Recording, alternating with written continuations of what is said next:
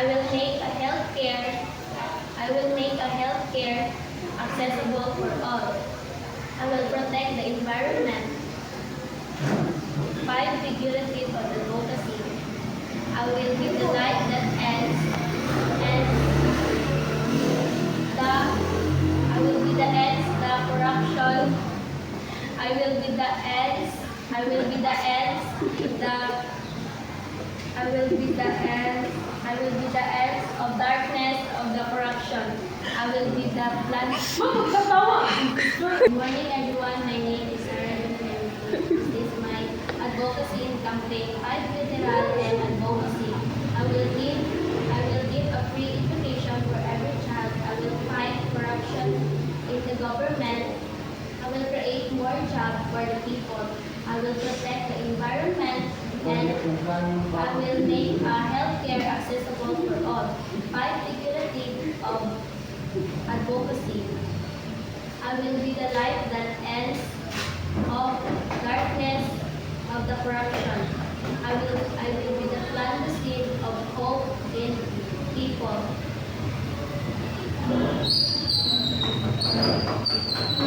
My leadership is to build a bridge, a better tomorrow.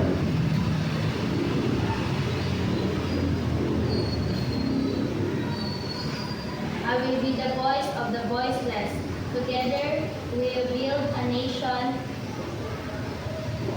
Together we will build a nation that shines like a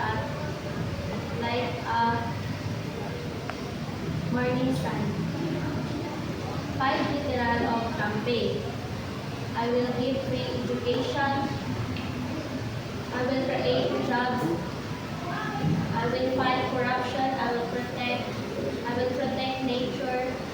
I will make improve healthcare. 5 figurative of campaign.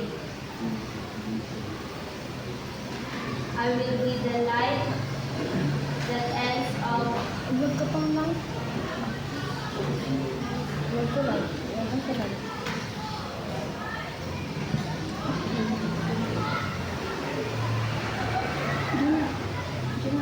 I will be the light in times of darkness.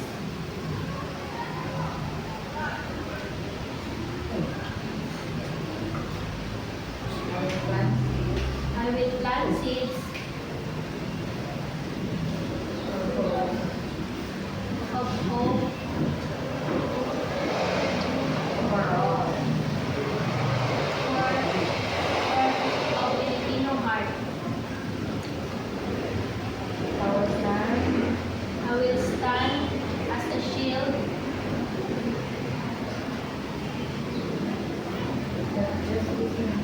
that justice and together we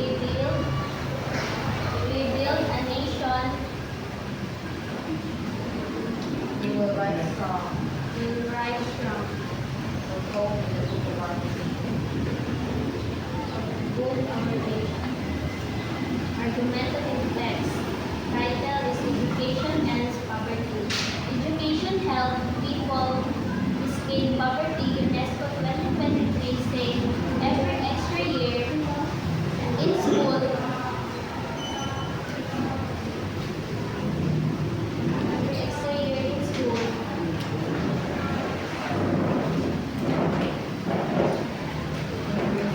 Increases income by 10%.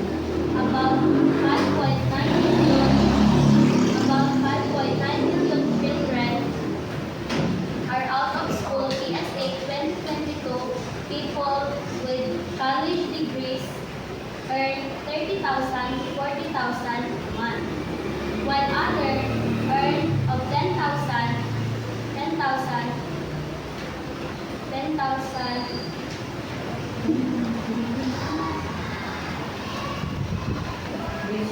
This show how education changes life.